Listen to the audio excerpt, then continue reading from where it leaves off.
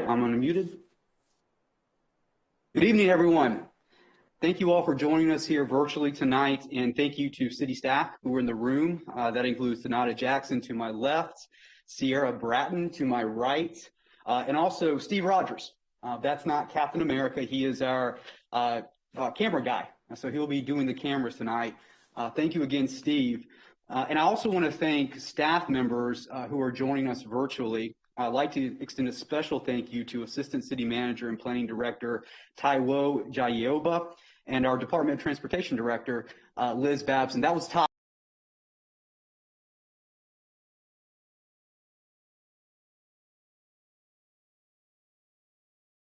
We'll be focusing on the 2040 Comprehensive Plan and its effect on the areas in Charlotte that are beyond the last mile.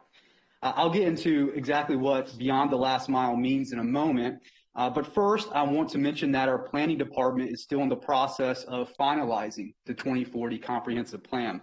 A first draft was released last October and a second draft will be released very soon. It's my understanding that copies of the first draft are still available. You can request those by contacting CLT Future 2040 at charlottenc.gov. And I don't know if we have, do we have a chat where we can maybe put that in the chat? So CLT Future 2040 at charlottenc.gov. And it's my understanding that you can also request a copy of the redraft when it's released. The City Council voting on the adoption of the redrafted plan in June. So I would encourage everyone to review the redraft as soon as it's released and follow up with your City Council representative or city staff. Once again, at CLT Future 2040 at charlottenc.gov if you have any questions or concerns regarding the redraft.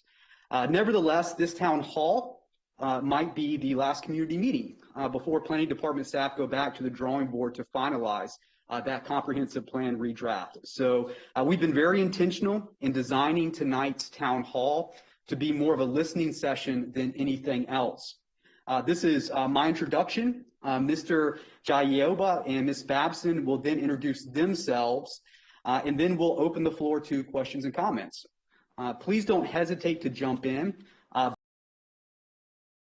Typing in the chat box of whatever platform you're viewing us on. And we'll get to as many questions and comments as we can in the time allotted for tonight. If there are any comments and questions that we don't get to, they will be logged for later review and follow-up. So what do I mean when I say beyond the last mile? Simply put, I'm talking about those areas of town that are within city limits, but that don't receive the same or even adequate levels of essential city services and amenities. The term last mile first arose in last year's Charlotte Moves Task Force report.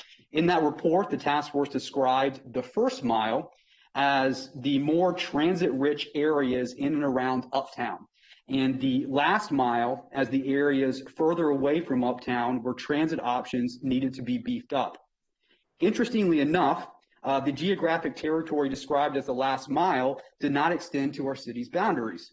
Instead, the last mile ended short of the city boundary by a measure of sometimes up to 1 to 3 miles in some areas, creating a geographic gap. That gap is what's beyond the last mile. And city planning maps do show a lack of proposed capital and infrastructure improvement in those areas. Much of our city's population is centralized and in proximity to safe infrastructure, 10-minute neighborhood transit options, and jobs. So it may be hard for me to believe that there are areas of town, especially towards the outer areas of the city, completely lacking, if not outright barren, in these resources. But those areas do exist, especially in West and East Charlotte. And due to cheaper land values, they are being targeted by developers for higher and higher density development. Majority minority communities like J.H. Gunn and Reedy Creek, for example, lie on 2-lane roads that are becoming major thoroughfares. Those thoroughfares lack sidewalks, streetlights, and traffic mitigators for miles on end, and Reedy Creek has no public transit option. Children routinely have no choice but to veer into the road when walking or riding their bikes. In fact, a bicyclist was recently struck and killed on Harrisburg Road. And yet the community knows the worst is yet to come because the area is exclusively being targeted for residential development, with an estimated 30 subdivision developments with thousands of new units yet to be built in the area.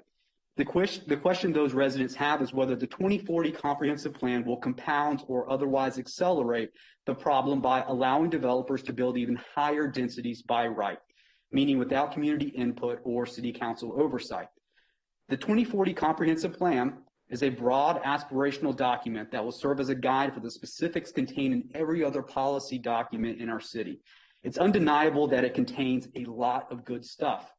Having said that, and not to exclude the many wonderful those features the plan does contain, I do think there's one particular aspect of the plan that we need to address here tonight, and that's policy 2.1, which can be found on page 103 of the plan. This policy would allow duplexes. Council has had many robust conversations about whether this will accelerate gentrification in existing vulnerable communities, and I know many residents beyond the last mile are concerned about whether the plan will affect their ability to age in place. At the same time, and the question I'm hearing much more often, is whether the plan would allow for new full-fledged subdivisions full of duplexes and triplexes to be built by right. As developers are clear-cutting large wooded areas beyond the last mile for moderate density development today, other wooded areas still remain, and the concern is that the plan will facilitate higher density development tomorrow, possibly by a 2 or even 3-fold factor. Beyond the last mile, where a lack of essential city services and amenities is causing problems today. Before kicking this over to you, Mr. Jaiyeboa, I did want to mention that there have been multiple conversations regarding ways in which programs and policies can be created and included in the plan to address community concerns. And I think they might be worth noting. So first, there's been a lot of talk about community benefit agreements. These are private agreements between developers and the community. Now, frankly, the city is prohibited from forcing developers or even the community itself from entering into one of these agreements, and there would really be no incentive for a developer to do so if it can already build what it wants by right, once again, without the requirement of community meeting or city council approval. But then again, maybe there's a way to create a community benefit agreement option whereby we retain the rezoning process, but allow developers to opt out of it if they successfully create an agreement with the community. There have been questions as to the our legal ability to do that, but still something that we've been discussing and possibly is on the table. Secondly, there's been talk of a scoring system to empirically gauge vulnerable areas and create an exception to the policy 2.1 rule. Much like other city scoring systems, the scoring criteria could include parameters such as access to jobs, education, transit, and quality infrastructure, among other compelling factors. Based upon a benchmark score, an exception to Rule 2.1 would then apply to vulnerable amenity-depleted areas. The criteria would likely take time to formulate and approve, but the comprehensive plan could allude to the scoring system, and then the scoring system could be detailed later in the UDO. And lastly, we've talked about the limiting language of the policy provisions following Policy 2.1 on page 103 of the plan. More specifically, Policy 2.3 limits the number of multifamily units to 15 units or less on arterial corridors in lower density residential areas. Although Policy 2.3 doesn't appear to address duplexes and triplexes in single-family zoned areas, maybe there is an opportunity to include language within Policy 2.3 to create limitations on duplexes and triplexes and new subdivision developments, once again, beyond the last mile. Nevertheless, these options would be in lieu of just encouraging smart growth by excluding within Policy 2.1 duplexes and triplexes in all single-family development where it doesn't make sense. But nevertheless, they are options. And having said that, I'm going to pass the baton to Mr. Jaiyeboa for an introduction, some comments, and then Ms. Babson, if you would, please make some comments and give an introduction, and then let's get started. Thank you so much. Thank you very much, and good afternoon. I hope everyone is, can you all hear me? I hope you're all staying safe in this storm. Okay, I hope you're all staying safe, and thank you very much for joining us tonight. And Councilmember Newton, thank you very much for your introduction. I think it laid out essentially why we're here tonight. And again, my name is Taiwo Jaiyeboa, Planning Director and Assistant City Manager. 2.5 years ago, we started this journey of Charlotte Future 2040 Comprehensive Plan, started with the community having different engagement during different phases of the conversations that we've been having. And the comprehensive plan, as it has been released, has essentially 10 goals, goals that deal with housing, goals that deal with connectivity. But perhaps the conversation tonight is around housing and infrastructure, or maybe development and infrastructure, whether within the city, but perhaps especially in the outlying areas, as been defined by Councilmember Newton. The comprehensive plan also has about 10 different place types that relate to housing, place types that relate to commercial, office, retail, industrial, and then it has 13 big ideas. All of these to address the fact that over the next 20 years, Charlotte will grow by another 385,000 people. Some of those people will be born in Charlotte, and a lot of them obviously will be coming into our city. So the goal of the plan is twofold: to be able to accommodate and continue to make Charlotte equitable for those who live in Charlotte today, and those who will be Charlotteans in the future. They come with different expectations, and how do we make sure that we marry these two together? So while some aspects of the plan could be achievable within the next 2 to 5 years, some may not be achievable for another 5 to 10 to 20 years. But again, it's an aspirational document, and that's what comprehensive plans do, especially when they look into the future this far.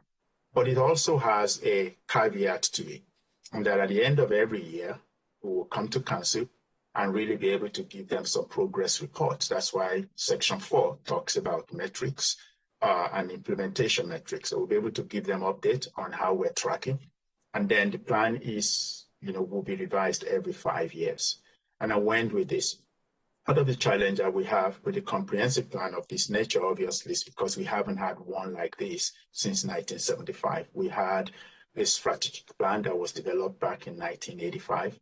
We've had multiple community plans as well, but we have not had a comprehensive plan of this nature. So we don't have that culture. Hence the reason why there's a disconnect between understanding what it is about and what it does. Hopefully, we're starting very well now. If we get this comprehensive plan at the end of the day approved and done, then we're laying the foundation to be able to regularly update this citywide effort.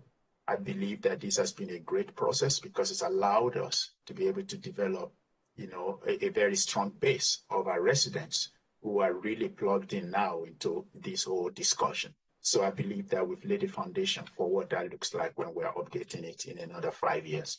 So I'll leave my introduction there, and then we'll listen, and definitely we'll be back if there are specific questions for him. But I want to assure you that we're taking notes, and I'm not the only one who is here from planning department. We've got a couple of planning staff who are taking notes and making sure that we're going to be, when we come back to council with a redraft, we will have some of this, some of what you share with us tonight reflected. Thank you very much. Liz, I'll pass that on to you. Thank you, Ty, and good evening. My name is Liz Babson, and I'm the director for the Charlotte Department of Transportation. Taiwo and I work very closely, as do our staffs, in developing the recommendations that the community is considering in this 2040 Charlotte plan. And as you might imagine, there's a strong connection between how we develop and how we grow as a city and how we travel throughout the city. And so as this plan gets finalized and we hear input from the community from a transportation perspective, all of that goes into how we think about building our transportation network for the future. We know we're growing, and our strategy in managing that growth and managing that travel is to really make sure as we look to the future that we're creating connected transportation systems for people to travel. So not just by car, but we're putting a lot of focus on our pedestrian network as well as our bicycle network and making sure that that's very well aligned to transit to provide those alternate options for people to travel. And with that, I will stop and turn it back over to you, Councilmember Newton, and let you run the show. Thanks so much. I appreciate the introductions. had a quick question for you. So we have questions coming in. They're fast and furious right now. But just wanted to see if we have a timeline, Ty, on that redraft. Do we have a good sense of maybe when it will be completed? So once we release that, that will be towards the middle of May. Right now, we're looking at May 19, to be specific. We want to be able to go to council a couple times before we issue that. Then it's going to be out for a 2-week public review process, and it will all be digital. We're not going to be releasing a redraft of a 320-page document. We're only going to release a document that addresses those changes that we've had from the community. So it will be easier to read, and there will be hopefully in track changes so that people will be able to see the changes that they've suggested. And so folks are going to want to cross-reference that with the original plan. And once again, if you're interested in getting a copy of that plan, please reach out to our city planning department at cltfuture2040@charlottenc.gov. Did I say that right? cltfuture2040@charlottenc.gov. Let's get right into questions. So the first question from social media is this, and I think this might be a good one for you, Mr. Jaiyeboa. It is, what is the city's stance on keeping our old trees, last mile, and our city in general? I am shocked and sickened seeing clear cutting in neighborhoods. Thank you very much. Definitely something that we also are very concerned about in the department and passionate about as well. Hence, when we started the comprehensive plan, once we got to the I believe 1.5-year mark, we started also what we call a tree canopy action plan. One of the goals in the comprehensive plan, or one of the policies in the comprehensive plan, is about preserving our tree canopy. But we know that that could be a challenge when you have also a rapid pace of growth and development. So the tree canopy action plan is to help us take a good look at how we're doing it today and what are the recommendations for going forward with this. So we have that tree canopy action plan has been completed. And some of what you see today in the plan have been impacted by some of what we had in that tree canopy action plan. Eventually, it's going to be added as an addendum to the comprehensive plan and will provide ways by which we can actually address the issue of tree loss, whether by dry construction or via storm. Just so you know, last year alone, I believe we lost about 700 and some trees through storm, not even construction at all. So we know that we're losing our trees a lot, but how do we make sure that we not only preserve them, but we also maintain them properly? So we have that study that's going on. Again, if you go on that website, CLT Future.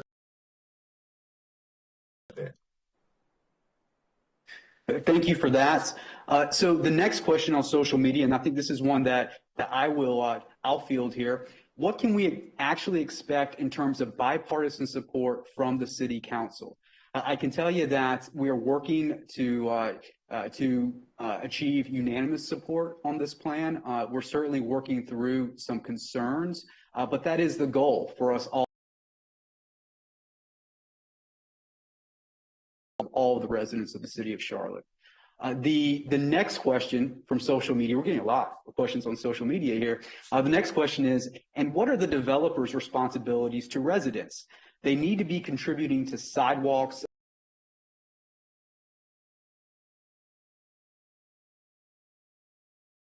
You, Ty, or Liz, if you want to tackle that question.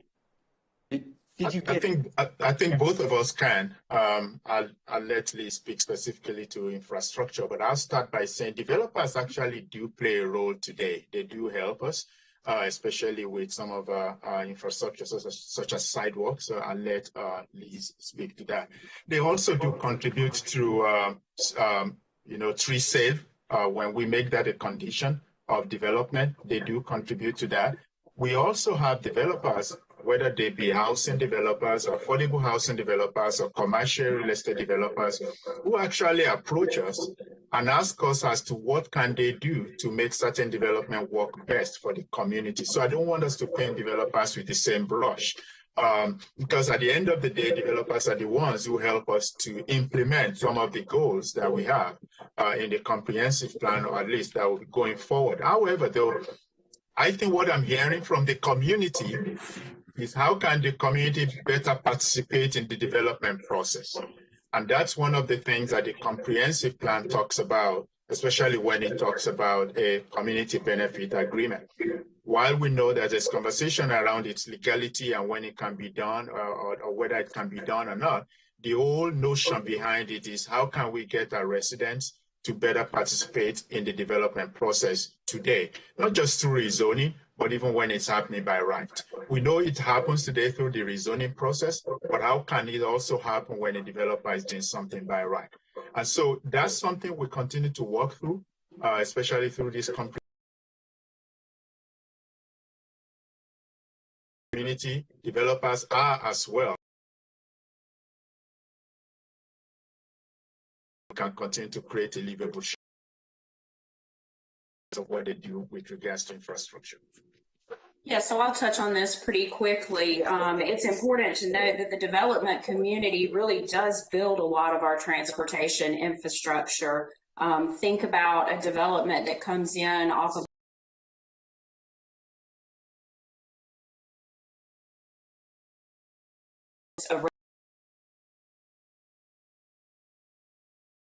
certain requirements to meet that within their site. And they make improvements to those thoroughfares. For example, but most importantly, they preserve the city's ability to come back in the future and move forward with a street widening project by offering the right amount of setback in their development so that we don't in the future. I think you made a really great point there too, Ty, when you were talking about community engagement. Community members ask, they'll find out about development as a and ask, where was the community engagement there? And so that's definitely, I think, something that we can continue to have conversations about. And I really appreciate you bringing up and shedding some light on that, because I know that. Moving on to the next question, what is in the development of area plans once the comp plan is approved? And I guess this is where we're kind of talking a little bit maybe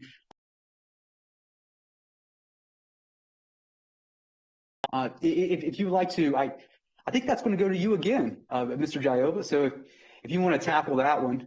Thank you very much. As a matter of fact, the comprehensive plan, the draft that we have out on the street today, if you go into that document, it actually explains the entire process of the community area planning. In other words, once we're done with the adoption of the comprehensive plan, the next phase is the place types mapping. And that place type mapping will include, it will involve the community in terms of engagement, in terms of sharing, what is going to be involved in terms of methodology and application of place types to different places. Remember, I mentioned earlier that we have about 10 place types in the comprehensive plan. So the next phase will be really to getting into the detail of that. And there will be different windows for community to engage. If the plan is adopted, hopefully in June, then between June and August, there will be one window of engagement. Then in the fall, we will take some of what you said, we will revise some of the place types based on what we hear from you. We will come back between September and November and have another window of engagement. There will be 3 of them subsequent to council finally taking a look at that, whatever we come up with in February of 2022. However, with regards to the community area plan, if you go into the existing plan today that we have right now, and you go to, I believe it's page 150, where it talks about the planning approach, you will see how we've laid it out, that there are 4 levels to this plan. One, the first level is where we are today, the comprehensive plan itself. The second level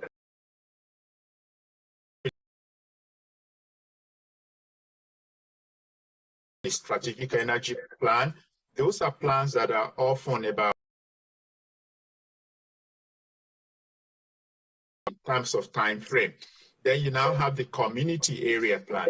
The way we're looking at it is that there will be 15 geographies right now that we're going to develop some area plans for. When you think about that area plan, think about what the university city and the center city is doing right now for their own 2040 plan. That's kind of what we envision. So the comprehensive plan talks about 15 different geographies that we're going to set aside. Today, we've got 56 area plans. We want to be able to restructure that, where necessary, transfer some relevant policies into some, into other area plans, or make sure that we cover the entire city of Charlotte. So that will be the process. And we're going to offer the community some toolkit as to how they can work with us to develop this area plan. So we're not just doing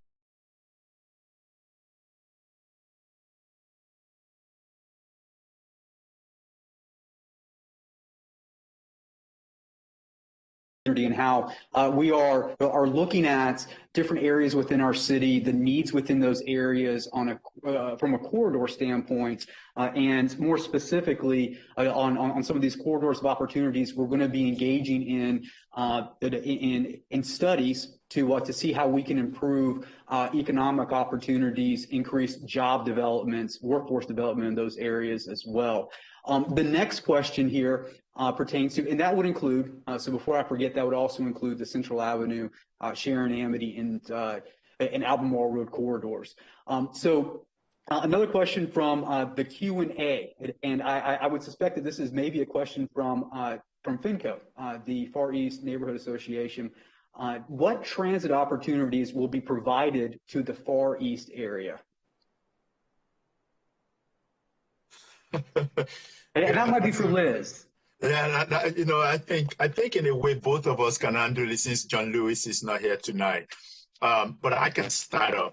I think the comprehensive plan provides a basis for it from a very high level. That's a policy, goal number 5, which talks about safe and equitable mobility. Goal number 5, safe and equitable mobility, essentially says that all Charlotteans will have, means of accessing work, housing, wherever they do business, through different modes of transportation over the next 20 years. That includes public transit. So that has laid the foundation for the work that Liz and Kat are doing right now, which is the strategic mobility plan, which sometime in the summer will come to council, but we still have to have a lot of community engagement. So at this top level, you have the comprehensive plan. Then you have the strategic mobility plan, which will be a companion document that will talk about providing transit services. The transformational mobility network talks about improving services on 22 bus routes to be at least 10 to 15 minutes based on what Envision My Ride has recommended. So when we talk transit, we're not just talking rail, we're also talking bus services as well. So that would definitely cover not just the Fenco area, but also Steel Creek, or even Northwest and Northeast Charlotte, and even deep into the Ballantyne area as well. So there will be different services that. But there's some infrastructure that should be provided in association with that, whether where we place the bus shelters or where we place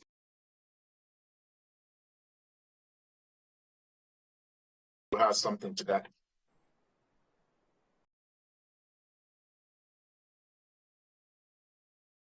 Give the audience an opportunity to ask any other questions.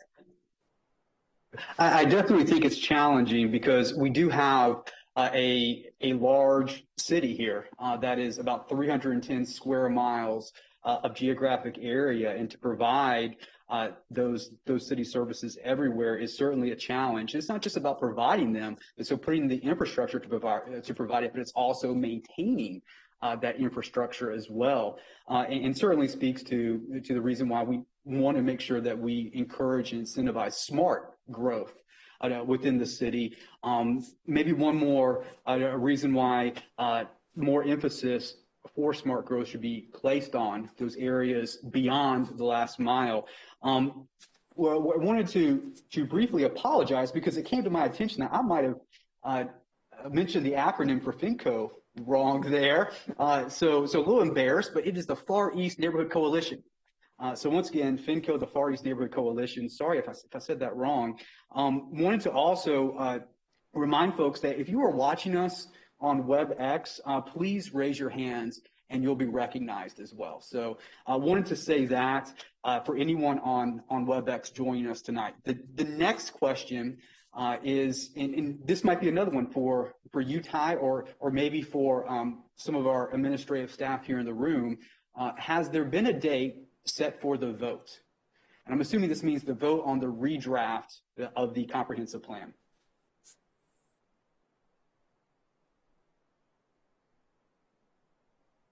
Any takers? Any takers on that question? So right now, the letter that the mayor wrote to Council Member Newton and his colleagues at the end of March indicates towards the end of June, at least before the end of the fiscal year. So right now, that's our target date. And I will be in front of Council in the next two Council meetings, and they will have robust discussions around what the specific date may be, but we're working towards the end of the fiscal year, which is towards the end of June. Thank you. I think so. So right now, we've had conversations about what the deadline may be. And everybody wants to make sure that we get this plan right. And if it takes a little bit more time, I think we're all willing to invest that time to do that. But at the same time, we understand the importance of also making sure that we pass a plan as soon as possible to achieve the benefits and rewards from that plan as well. So anyhow, June right now, that might be subject to change. Is that a good assessment, Ty? So end of June, we'll see how it goes and keep everybody posted. So I believe that one of the things that Council suggested 2 Mondays ago was the idea of a straw vote at some point during this process. So that might give us some more information there. But again, like Councilmember Newton has said, staff will make proposal in terms of adopting the final plan, but then it all depends on Council's decision at the end of the day. The next question from social media. Why did the city not follow the traditional planning process that other cities followed almost unanimously and include the maps at the beginning? So I don't know exactly what that is referring to, but this the comprehensive plan has followed 2 types of processes. One is the one that we've always established traditionally for us in the city through our community area planning process, where we go out in the public and we meet with people, receive their feedback, and we process those feedback, and eventually the community area plan is done. We have done about 50 some of those area plans today. We also have multiple district plans. In total, we have about 90 some plans, and they've almost all followed that same process. First, go to the public, get their input, go back with a draft, get their input, and then develop a final document for adoption. The second process that we followed was right from the bat, we identified collegiate cities that we can identify with, such as Austin or Denver or Raleigh or Minneapolis or Nashville. So all of these cities have comprehensive plans in one way or the other. And we wanted to make sure that not only were we following our own traditional process, but what are other cities that we compete with? How are they approaching this? And so we tweaked our system. Hence the reason why at the beginning you saw us, we had a wallpaper, and everything people were saying, we were actually writing them down so people could see in real time that we were capturing their comments. And then we went back and did a comprehensive plan game, which is very unique in terms of engaging the community. We've never done that before. So we included some innovative ideas based on what we learned from other places. So it's a combination of both. So this plan has actually followed not only a traditional community planning process, but also an innovative planning process as well that has brought us to this point over the last 2.5 years. Looks like we have some folks on WebEx that are actually streaming in here virtually. The first person, and I can see you, Diane. So the first person is Diane Langevin. She's waving to me. Hey, Diane. So let's. How's this work? So I just kind of just kick it on over to Diane, and she asks the question. So Diane, please. Can you hear me? Yes, ma'am. Okay. I did post a question. You know, Matt, our neighborhood already has so many duplexes and quadruplexes. I am in the process right now of looking up who owns what. A lot of the owners of these multifamily places are out of town. They're absentee landlords.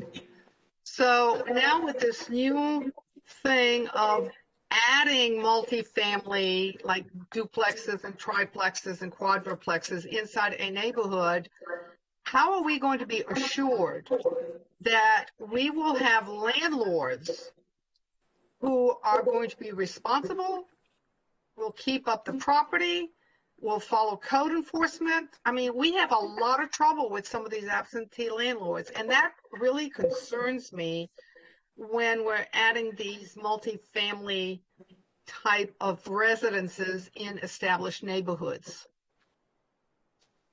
So that sounds, that's a really great question, Diane. For reference sake, Diane lives in the Winterfield neighborhood, which is right beside Eastway Sheffield, off of Independence, between Independence and Central Avenue, just north of Sharon Amity. And I know that that's a concern that isn't one that you hold alone here, Diane. I mean, we've heard this concern a lot throughout all of the city of Charlotte.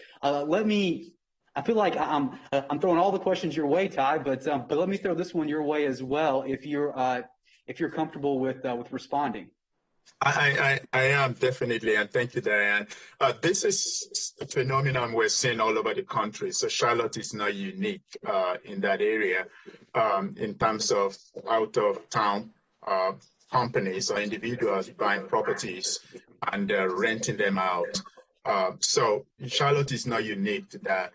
However, the comprehensive plan does not go into, talking about whether a property is going to be for sale or for rent. That's not the place of a land use document. All the comprehensive plan can do is to provide some policies that could guide certain things. Number one, housing supply. If housing, I was hearing today from another colleague that a company did an economic analysis for them in Charlotte just last month. And I actually got a copy of that. Over the last 10 years, Charlotte has provided one housing unit for 4 people. Over the last 10 years, which means that all we've been doing in the last 10 years leading us to this place has not been able to meet the demand for housing. Hence the reason why housing supply is the goal. Now, whether that housing unit is owned by someone who is a Charlottean, who lives in Charlotte or outside Charlotte, or which is a company from somewhere, I don't know. But the comprehensive plan wants us to be able to meet that housing supply goal. So that's number one. Number two, understanding the concerns around landlords. We do know that the General Assembly stripped municipalities of the ability to be able to control what landlords do in terms of what we can do to landlords, right? However, the comprehensive plan talks about exploring opportunities to create some type of a rental registry that will require landlords to register their rental properties and be able to participate in regular inspections by health and safety standards. There are certain things that as a municipality, the city of Charlotte can actually require from landlords, but the comprehensive plan, understanding exactly, one of the things that we're dealing with is, can we actually go back to creating something like that that can really help us to be able to make sure that the development is a benefit, not a burden, regardless of who owns it. The registry of landlords, we tried that once with the police department, and the landlords fought it. And, is that how we're going to change it to allow the registry to be done. I mean, we tried it. We met with police officers, we met with landlords, Yeah. and it I didn't know that come we're through. not, I know we're not able to do it right now in North Carolina. Hence the reason why the plan is kind of, says it doesn't recommend that we do it, but how can we, get landlords to be more responsible for their properties? Especially as we have more of those properties in our city. Absolutely. I know that absentee landlords have been a real thorn in the side of code enforcement. So to the extent that we can facilitate that conversation, maybe with the General Assembly regarding a registry, I think it's really worth exploring. We're only seeing this problem balloon, frankly, each of us, so particularly the district reps, but I think every council member collectively here, we get multiple complaints on a bi-monthly, I would say, basis regarding absentee landlords. Let me jump to the next question. We have Therese Bond on the line. Therese, go ahead. I think you might be muted, Therese. I am, thanks. Diane, I don't think your question was answered, so I'm going to rephrase it. And, correct me if I'm wrong. There's a vacant lot within my community. It's zoned R4. It has currently sold, and the builder plans on building a single family dwelling. But Diane, from what I gathered, if something was to occur in your neighborhood or further within my neighborhood, are they willing to, is the city going to consider changing that R4 zoning to a higher density to where there are duplexes that are, or triplexes that are being put on quarter-acre lots, half-acre lots that will change, one, the density of our community, but also our community in itself. And I understand the affordable housing concept, but I've been on the east side since 2007, relocated from the Washington, D.C. area, so I get it. But we've got plenty of vacant land that could be rezoned for that type of housing,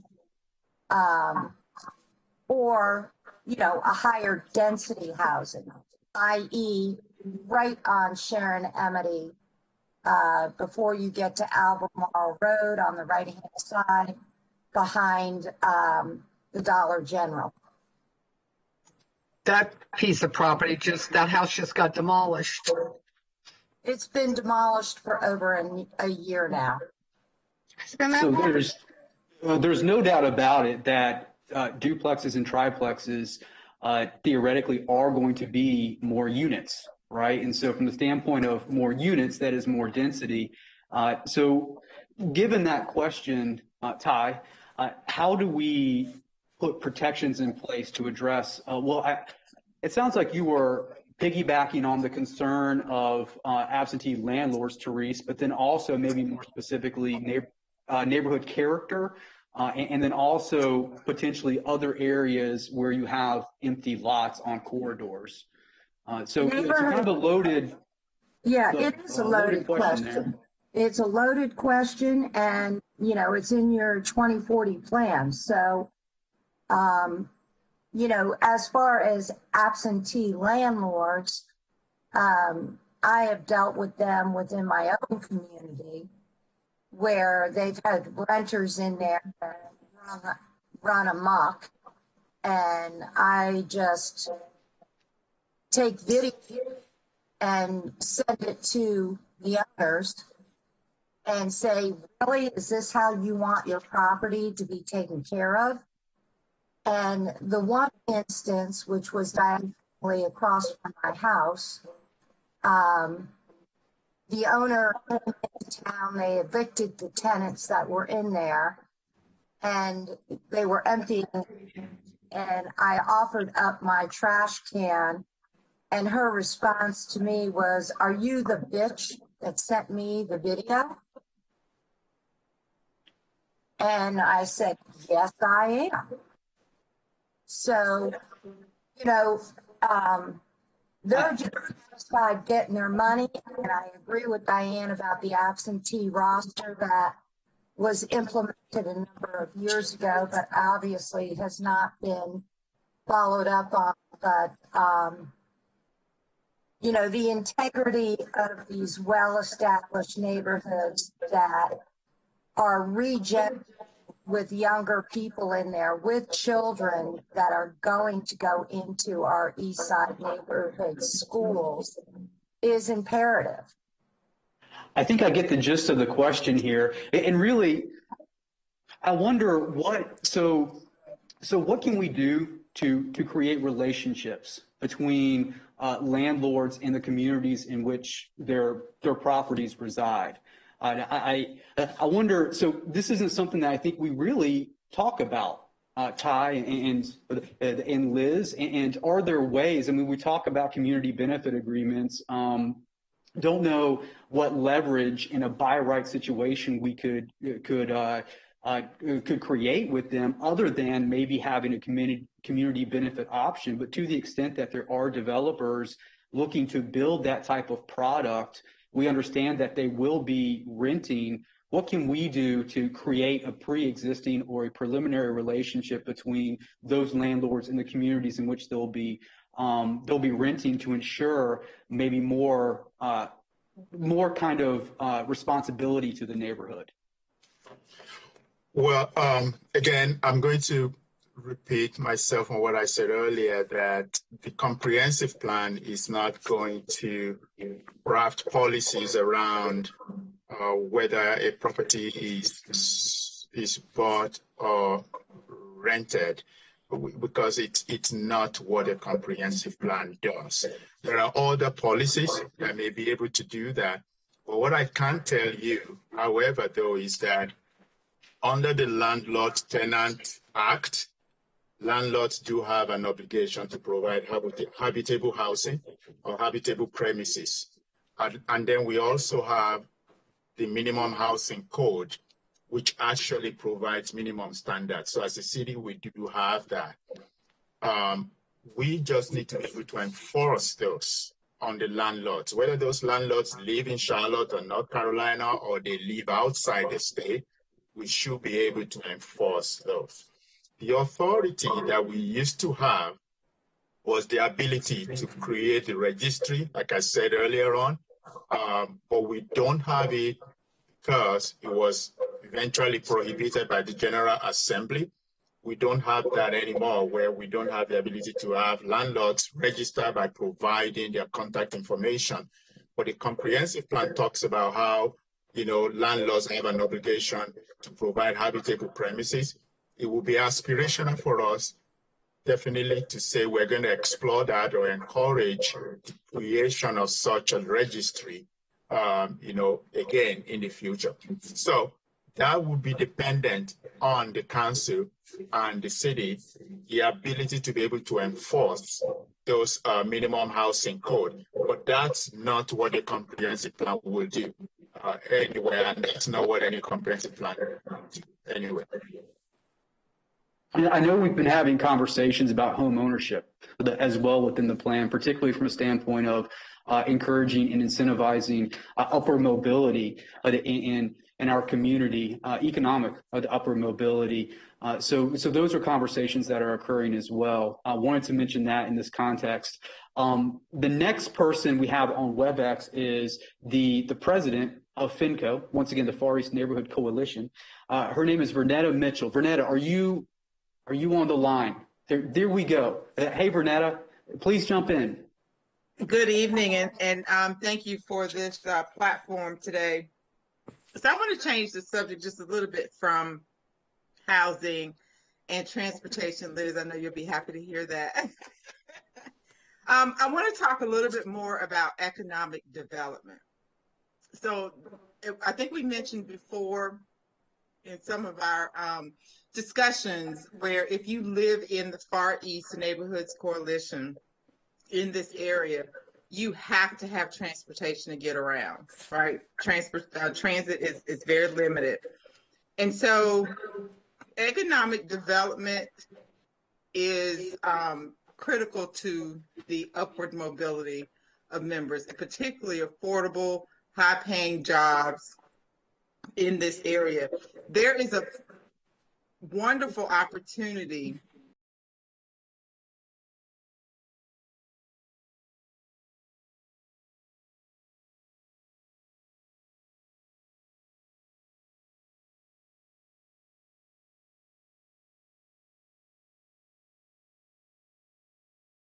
and then be able to give them. I think Renata will definitely be one of the first that we're going to give that award to, because I know she's ready to, and I'm glad that she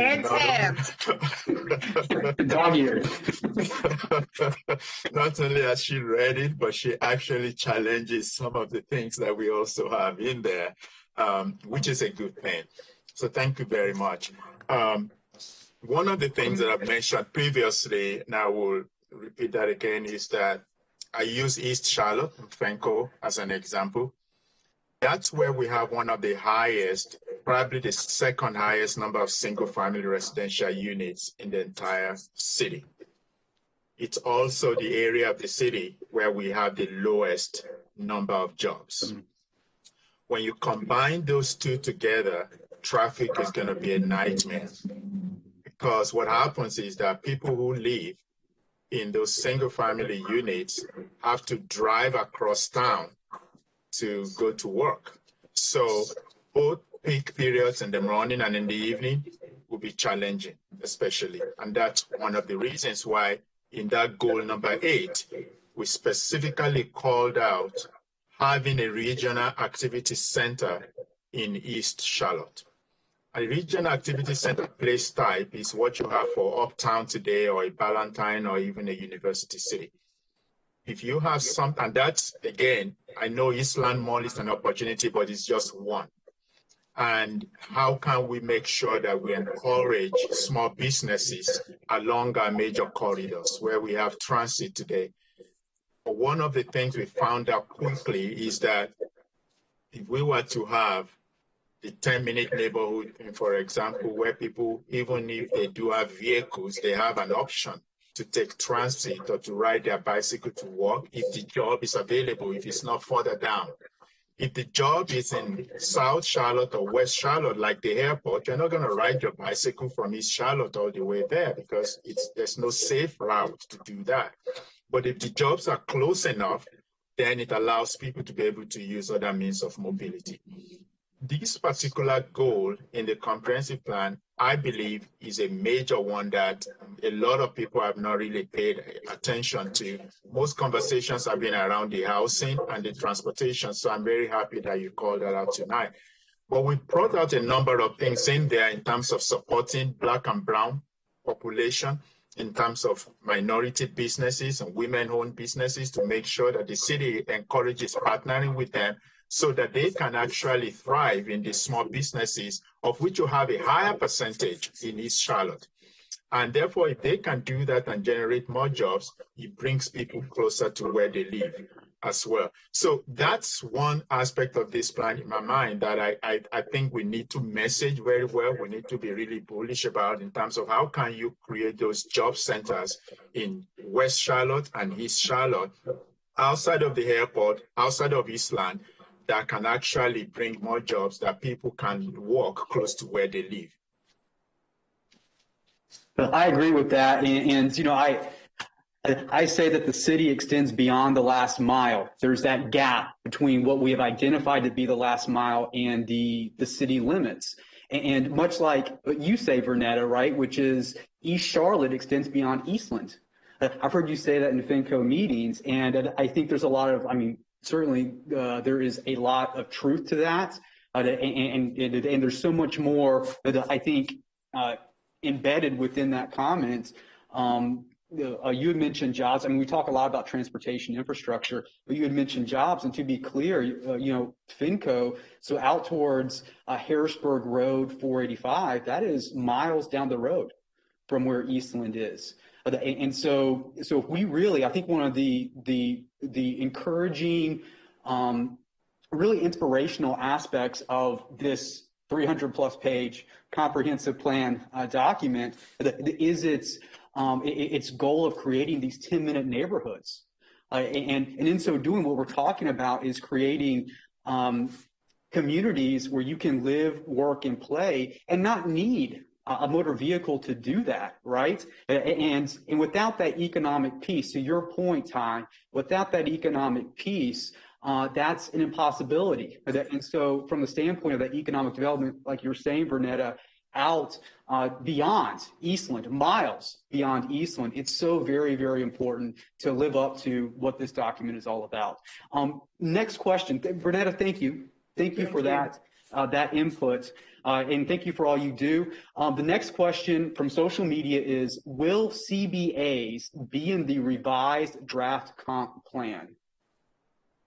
So it is there today. There are multiple references to community benefit agreements in different fashions. Sometimes you find community benefits, sometimes you find community amenities.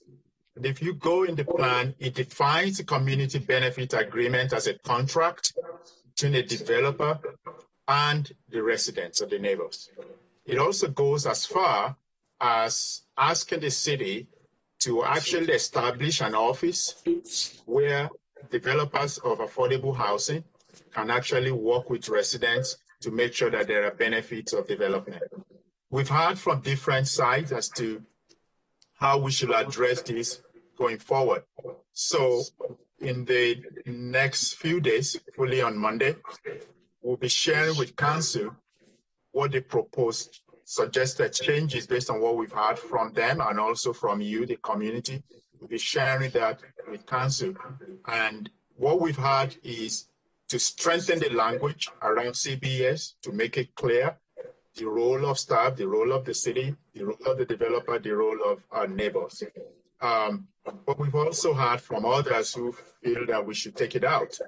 But I believe that as we walk through that language, we're going to present something to Council that I believe once we have their decision on that, will be reflected in the supplemental document that will come as a second draft.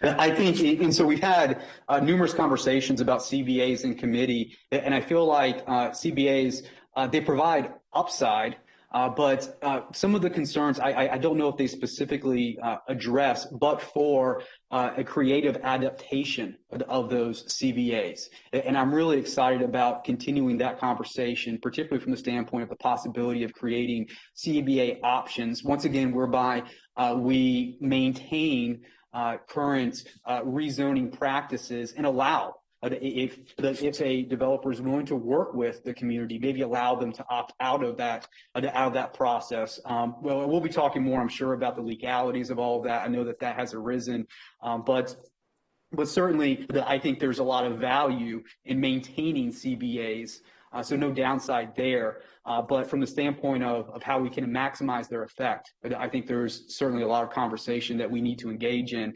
The next question, I'm going to get to in a moment, but I wanted to mention that that we do make a lot of decisions outside of our immediate territory of the city. And what so many people might not realize is that me being the District 5 rep, portions of my district actually extend into Northern Matthews. We have, during election time, some of the folks up in Northern Matthews actually vote on city council elections, so District 5 at large, and certainly we make a lot of decisions in what we call our extraterritorial jurisdictions. Using that as a backdrop here, this is the question. The city of Charlotte is the sphere of influence for many unincorporated areas in Mecklenburg County. Will residents in unincorporated areas be allowed to participate in the development of the area plans? Good question. I wish I could show you the map of engagement we've had. We've actually engaged, including in the extra territorial jurisdictions as well. So yes, they will participate in the community area mapping system, mapping process. And when we are sending out information with regards to place types mapping, with regards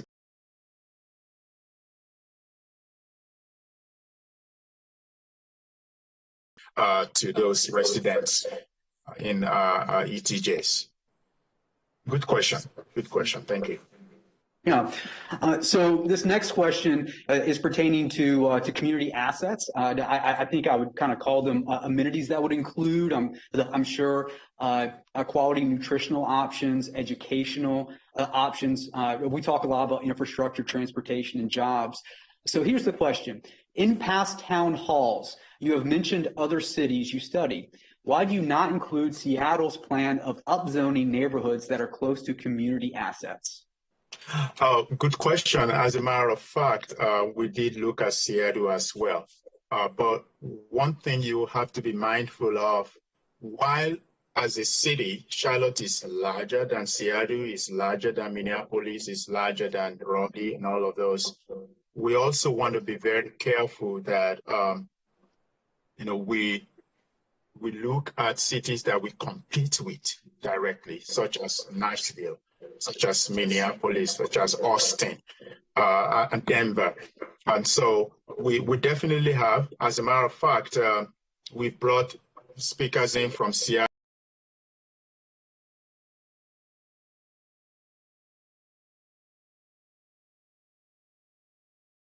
Austin, and Nashville, because those are three cities that we compete with ferociously, and we want to make sure that whatever we do, we maintain our competitive edge as a city as well. And maybe I should throw Atlanta in there, but it's really those three cities that we often look at.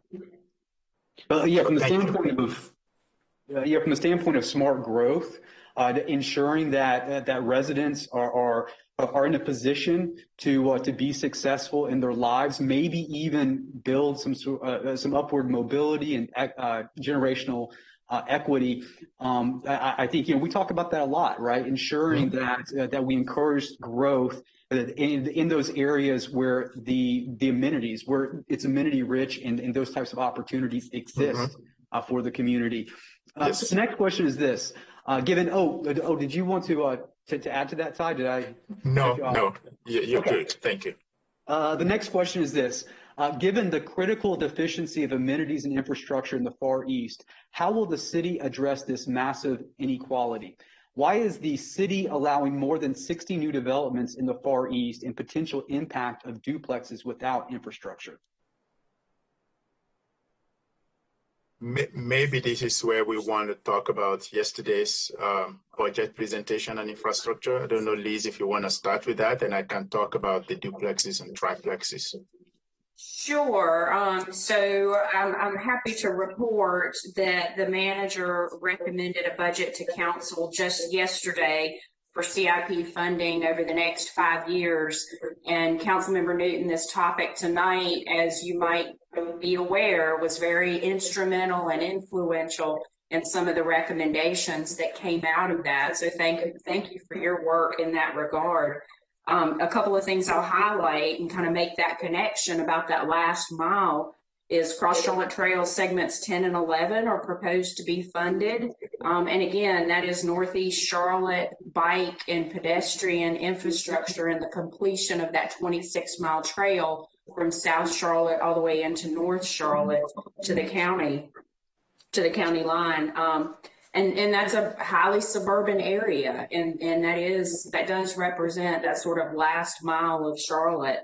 We are also looking at funding 2 road and 2 intersection improvement projects, and I'll highlight a couple of those just real quickly, because the 2 road projects that are estimated to cost $140 million combined are both in suburban areas, with one of them being Robinson Church Road and the other one being Bryant Farms Road. We also have increased funding for sidewalks. We're looking at more than 3 times the historical amount that has been funded, and the manager has recommended a specific carve out of 20% in suburban areas, just like the topic in the areas that we're talking about tonight. And so that really what that means to folks is that that's a guarantee to spend those funds outside of that normal scoring process that maybe wouldn't have otherwise allowed us to spend those funds in those areas. And then last but certainly not least, we're looking at targeted high congestion areas, and some of those are in the suburban areas within the city in that last mile. So Ty, I'll turn it over to you. Thank you very much, because development and infrastructure, we do understand they go together. Unfortunately, Charlotte, like most fast-growing cities, we're not able to keep pace. Infrastructure is not able to keep pace with the rapid growth of development.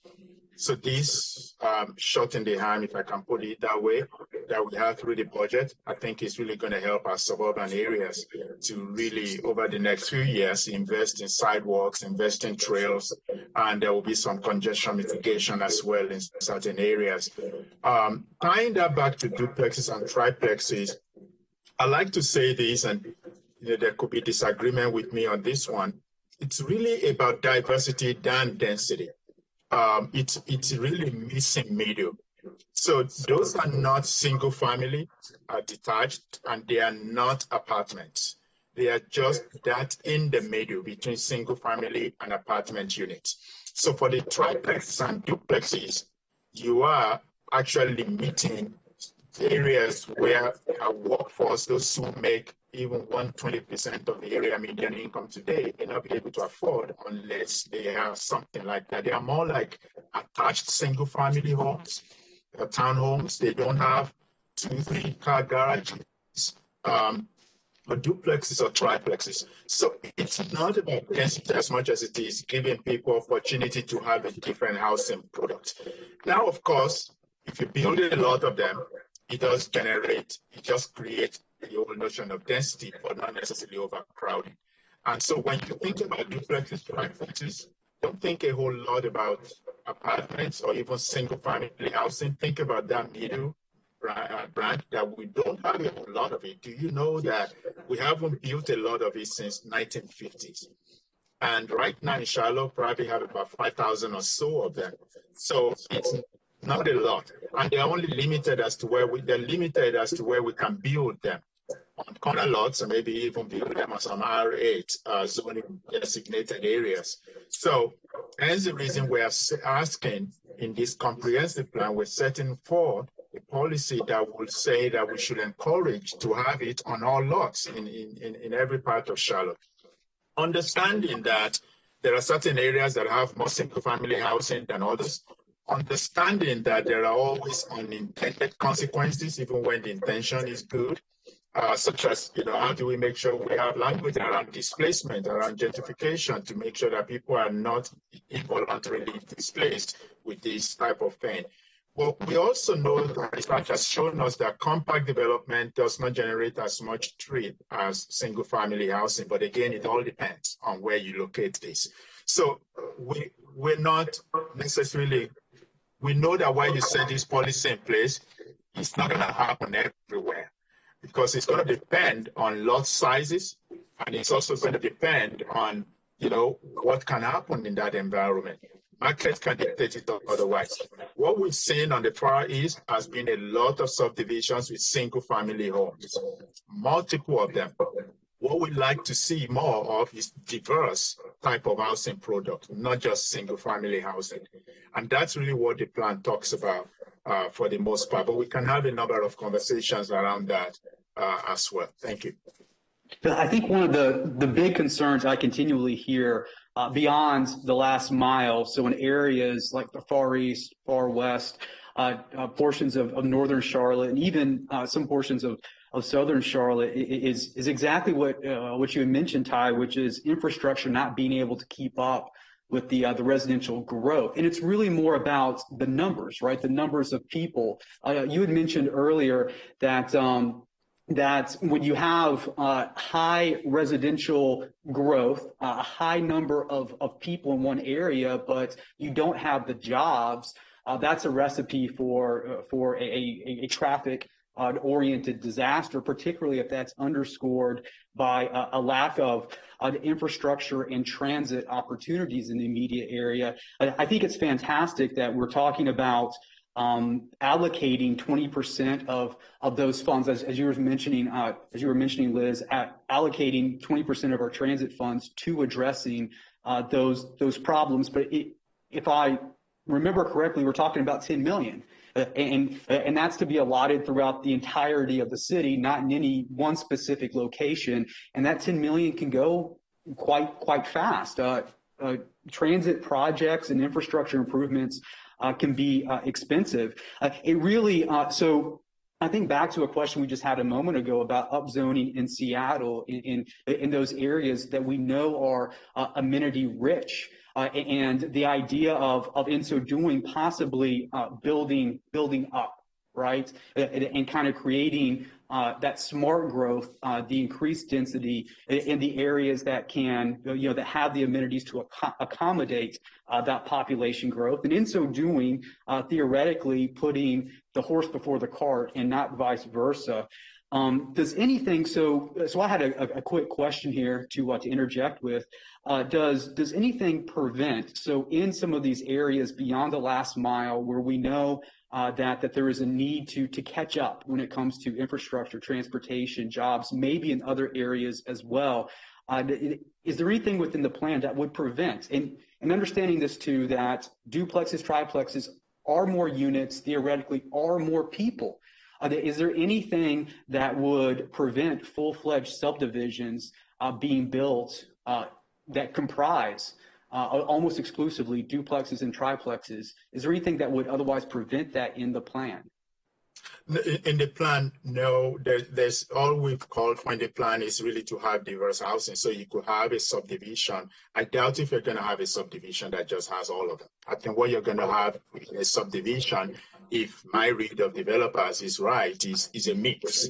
Because the more diverse, the more you can actually target different price points and different, people and at different phases. So there will be townhouses, there will be triplexes. But one thing that we distinctly called out in the comprehensive plan in policy 2.2 is quadruplexes, or 4 units in one. That rather than them being inside neighborhood, we want them to be located close to arterials. So you may not necessarily see them inside a subdivision unless you are close enough to an arterial where you can easily access transportation. Again, because of the nature of their size. But duplexes and triplexes and townhomes, they're likely going to be diverse in a subdivision with single-family homes that are detached. That's actually what the plan encourages. The plan does not discourage building single-family housing. It just encourages having a mix of housing in different developments. It doesn't do anything to prevent that type. So if a developer wanted to get creative, right, and maximize their profits, they could theoretically, under the place types within the plan, build that type of a subdivision. I guess the concern here is a scenario where, the populations that currently exist that are trying to catch up with some of these additional or lack of amenities in those areas get set further behind. We had discussed, looking at the plan, we had talked about some limitations on multifamily, on townhomes within policy 2.3. And I look at those types of housing products as diverse, housing, and I just wonder maybe if that creates some opportunity to have a discussion regarding these duplexes and triplexes possibly being included in 2.3, but something that we can definitely explore a little bit more. I don't want to sandbag this conversation too much. Let's get on to the next question. This is one from social media. How is the average working resident supposed to follow all of this and engage with it to protect their community interest? Tell me about it. It's even hard for council members to keep up. We have so much on our plates, but that's a really, really great question. Work, taking care of the kids, and then also trying to find the time to catch city council meetings and committee meetings. it's really, really difficult. Now, we did, so maybe you can comment on this, Ty, but there have been extensive efforts underway to engage the community, have community meetings, create outreach, go as far as to mail. So folks were receiving our comprehensive plan in the mail. So to go as far as to mail these out, the comprehensive plan out to folks, and there are going to be continued, right, opportunities to engage. But given the challenges, it's difficult, isn't it, to reach out and make sure that we get full-fledged community engagement and involvement. I know many people are just coming up to speed too, right? This is something that, has been in the works or been conversations for years about. The plan itself was released in October, and I feel like we're having a level of community engagement and involvement and conversation that we've never seen before. What are your thoughts on this, Ty? I mean, it's a great question, especially in this pandemic environment. Attention span has reduced, substantially, and how do we make sure that we continue to engage people? But the good thing is gradually we're reopening again, and as we get into the mapping of the place types, my hope is that it will not just be windows where we engage people virtually alone, but also be able to meet with people. One of the reasons we have created 3 different windows in the place types mapping is if you don't have time in the first one, you'll be able to have time in the next one. Think about this town hall. This is the 4th one, right? And over the last 3, I believe we were able to engage multiple in hundreds of people who in turn have been sharing this with others. To date, we've received over 600 comments, and that is not even including some of the ones that we're hearing tonight, for example. While some of what you're sharing with us may be similar to what we've had, but the fact that you have a different perspective on it means that we still have to respond, to it in a way. And so engagement doesn't stop with the adoption, is essentially what I'm trying to say. Even upon adoption of the plan, we still have the place types, we still have the Unified Development Ordinance, we still have the community area map. And one thing that we're doing now as planners is we don't want to wait until we have a plan in place to engage you. And so over the next several years, it's almost like taking this plan on the road, trying to explain the implementation process. And I will also have had a conversation with the CMS superintendent about including this in a curriculum somewhere for our young kids so that they can begin to learn this more about the comprehensive plan so that we're prepared for the next time it's going to be updated as well. I think the scenario we definitely don't want to find ourselves in is where we put together this redraft. It comes in front of the city council. There is a level of community engagement. The redraft, or potentially even another redraft, right, depending upon how this all plays out, does eventually get passed. And then there are individuals who look back and say, I was never a part of that and I didn't know what was going on. And it's really difficult for us on our end to get the word out as much as we try. And so to the extent that anyone watching here tonight knows that there are people that would be interested in this, that want to weigh in, please help us spread the word. Let them know that now is the time. They can reach out to their council members, their council representatives. My email, by the way, is matt.newton@charlottenc.gov. You can email me. You can also reach out to our planning department staff at CLT Future 240 at charlottenc.gov. Once again, please spread the word, and we are trying our best, right, to work out and to reach out to the community and get everybody's feedback and input here. I'm going to move on to the next question, and this is one that I think I might take, actually. So this is one of my colleagues, Councilmember Phipps. He's asking, is it not understood that the last mile is a term that denotes final destination accessibility associated with light rail station stops? So I wanted to, and I don't know if you want to respond to that too, Ty, but this might be my fault, right? So what I have done is I've broadened the term to really highlight an issue here that I know is affecting in areas of our city, more particularly those beyond the last mile destination or areas, ones that don't have that access or accessibility to the transit and then also infrastructure amenities that you would find elsewhere, and particularly I think from the standpoint of some of that more loosely termed first mile, last mile territory. So that's on me. But having said that, it's really to highlight some of the needs in areas that are within our city, but I think oftentimes are overlooked. So the next question is this. East Charlotte and West Charlotte, older established neighborhoods, will negatively be impacted by the by right land use for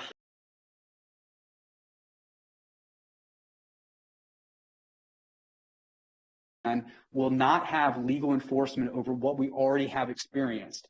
This will triple to quadruple the negative problems. Did you catch all of that, Ty? And would you like to respond? Yeah, I think it's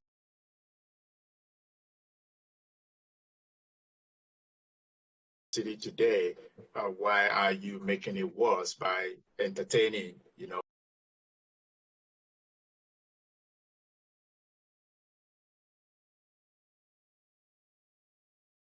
that today? I said before that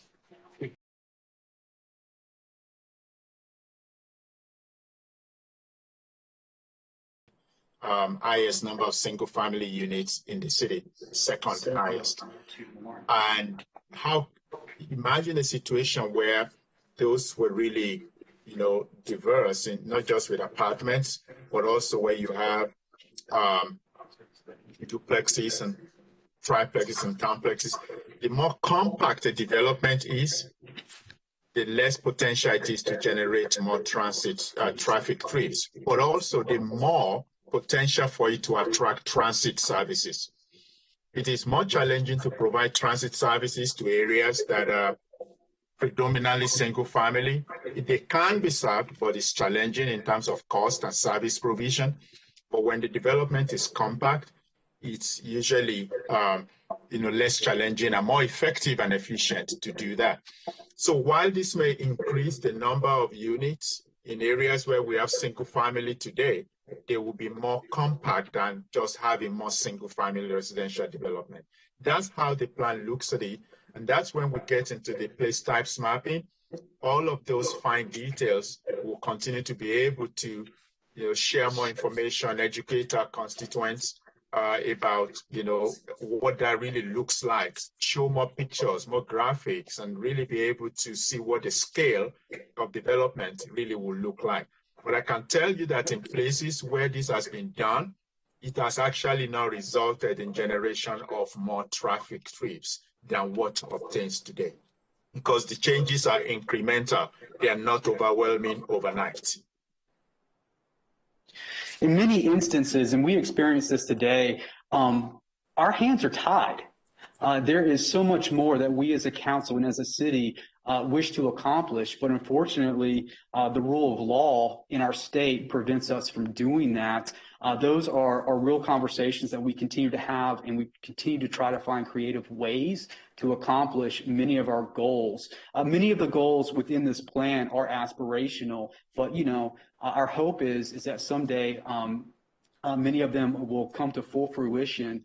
But having said that, I think I have another question here, and it really pertains to community engagement, and maybe if we could touch on the UDO as well. I think a lot of what we're looking at here is certainly a streamlining of the process, but in so doing, maybe moving some of our conditional rezonings to conventional, and then maybe some of our conventional out of the rezoning process altogether.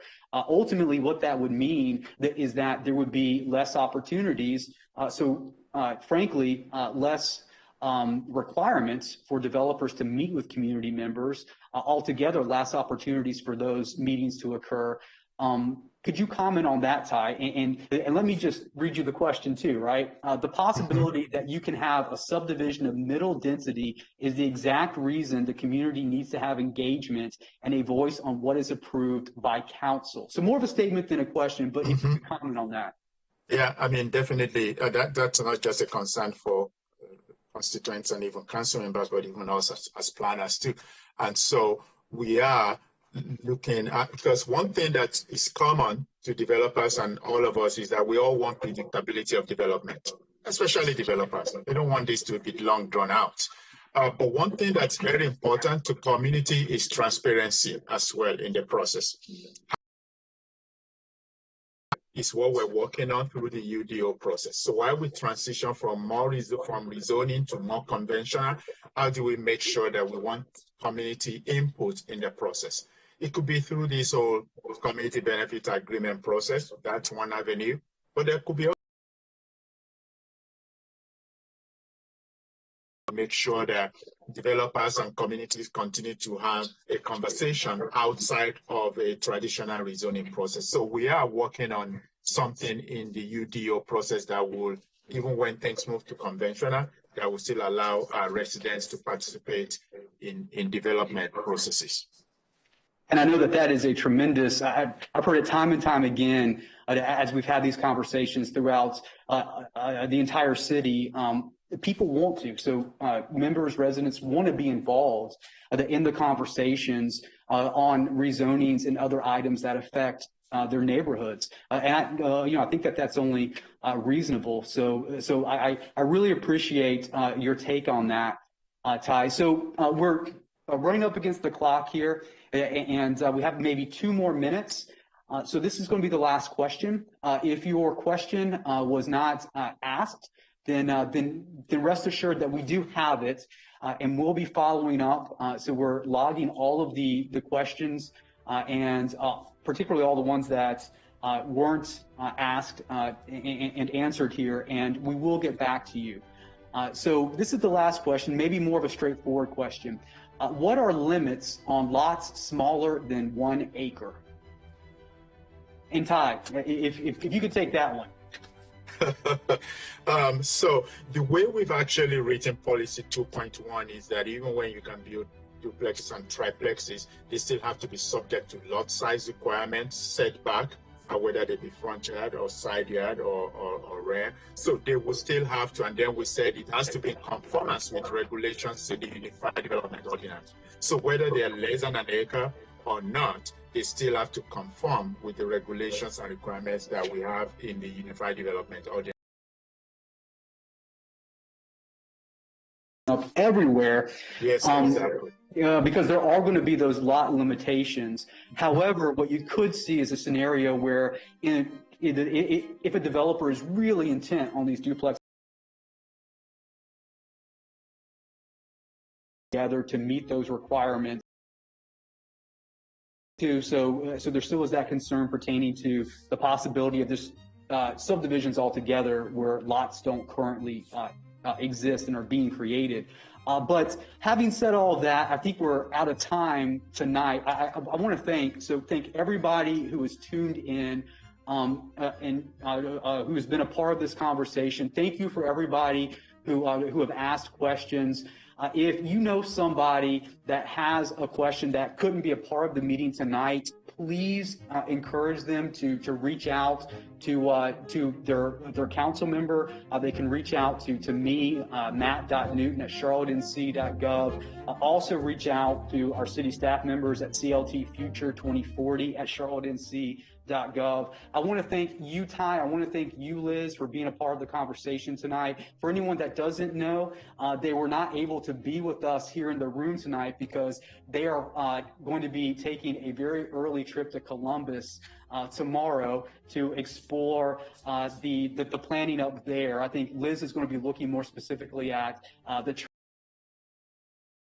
and then Ty is going to be looking at more kind of the generalized planning of the regular 9 to 5, and then